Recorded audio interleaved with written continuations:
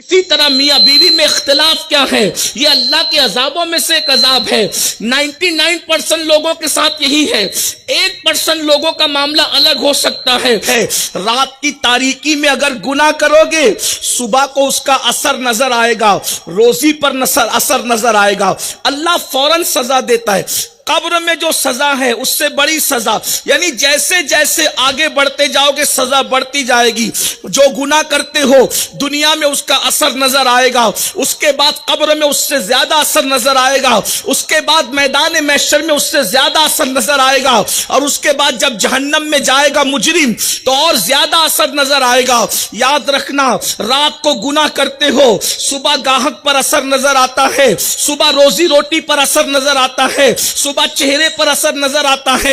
ایک بات میں آپ کو بتاؤں سچی، اللہ کے رسول علیہ السلام پر جب یہ آیت اتری وَمَا أَصَابَكُم مِّن مُّصِيبَةٍ فَبِمَا كَسَبَتْ أَيْدِيكُمْ، کہ تم پر جو بھی مصیبت آتی تمہارے اعمال کی وجہ سے آتی ہے، تو اللہ کے رسول نے صحابہ سے فرمایا تمہیں جو کھجلی آتی ہے بدن میں وہ بھی گناہ کی وجہ سے آتی ہے، آنکھیں جو پھڑکتی ہے وہ بھی گناہ کی وجہ سے پھڑکتی ہے، جسم کا کوئی عضو لرزتا ہے وہ بھی گناہ کی وجہ سے لرزتا ہے، چراغ بجھتا ہے تو گناہ کی وجہ سے بجھتا ہے، پیر میں کانٹا چبھتا ہے تو کوئی گناہ کی وجہ سے چبھتا ہے۔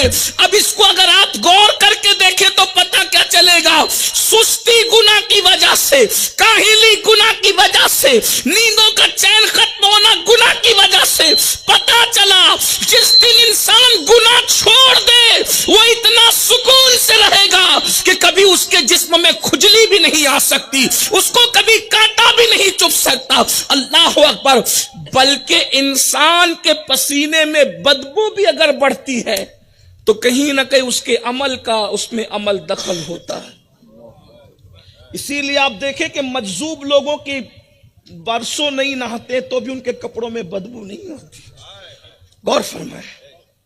غور فرمائیے، گناہ ہے، جہاں گناہ ہے وہاں فنا ہے۔ عنوان تو ایسا ہے کہ اس پر بہت بولا جا سکتا ہے، لیکن مجھے ایک لمبے سفر پر جانا ہے، مجھے اپنے وقت پر گفتگو ختم کرنی ہے۔ ہم گناہ کر رہے ہیں، پریشانیوں کی وجہ گناہ ہے۔ اگر ہم بیمار ہو رہے ہیں اس کا کوئی نہ کہیں سبب گناہ ہے۔ اگر ہمارے گھر میں عیبی بچے پیدا ہو رہے ہیں کہیں نہ کہیں سبب گناہ ہے۔ اگر ہم ذلیل ہو رہے ہیں کہیں نہ کہیں سبب گناہ ہے۔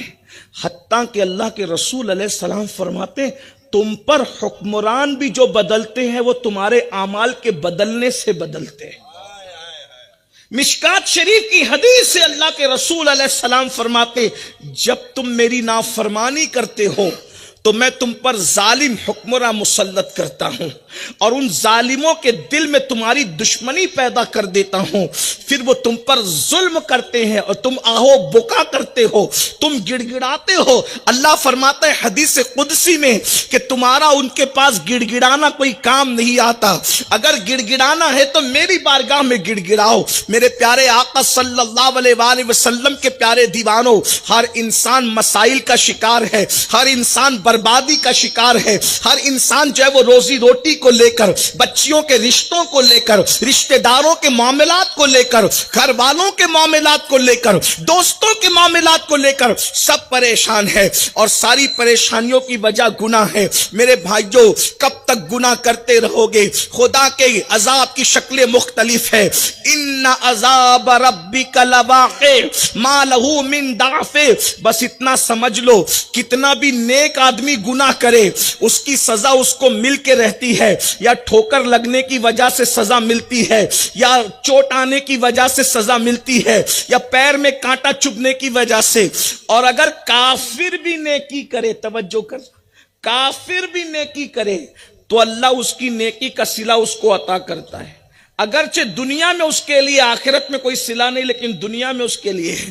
بہت ساری باتیں ہیں، صرف ایک بات آپ سے کہتا ہوں، آپ مجھے بتائیں بہت سارے کافر ایسے ہیں کہ جن کے یہاں دولت ابل رہی ہے، ان کو دنیا میں بظاہر سکون ہے، وجہ اس کا کوئی نہ کوئی عمل ایسا ہے دنیا میں جو بظاہر نیکی کہلاتا ہے۔ اللہ کافر کو بھی نیکی کا صلہ عطا کرتا ہے، اس کی بھی بے شمار مثالیں موجود ہے، بے شمار داستانیں موجود ہے۔ لیکن سب سے ہٹ کر اب آئیے میں آپ کو بتاؤں، انسان جو گناہ کرے گا اس کو بھگتان دنیا میں بھی بھگتنا پڑے گا، قبر میں بھی بھگتنا پڑے گا، اور حشر میں بھی بھگتنا پڑے گا، اور آخرت میں بھی بھگتنا پڑے گا۔ آپ کہیں گے کیا اللہ کریم نہیں؟ بے شک اللہ کریم بھی ہے، رحیم بھی ہے، ستار بھی ہے، غفار بھی ہے، مگر وہ قہار بھی ہے، وہ جبار بھی ہے، وہ غیور بھی ہے۔ اس لیے جب گناہ کرو تو گناہ کرتے وقت ذرا تصور کر لو، جب وہ منتقم حقیقی انتقام لینے پر آتا ہے تو پھر وہ نبی کے بیٹے کو بھی نہیں چھوڑتا، اللہ کے پیغمبر کو کہتا ہے نوح اپنی ہاتھ کی بنائی ہوئی کشتی میں تم اپنا بیٹا شامل نہیں کر سکتے، اس لیے کہ ہم اس سے ناراض ہیں۔ ذرا غور تو فرمائیں، حضرت نوح کی بنائی ہوئی کشتی میں خود کا بیٹا نہیں بیٹھ پا رہا ہے، یہ غیرت ہے، غیرت۔ اور اصحاب کہف کا کتا جنت کا دولہا بنایا جا رہا ہے، یہ رحمت ہے، رحمت۔ اگر رحمت کرنے پر آتے ہیں تو کتے کو بھی جنتی کر دیتے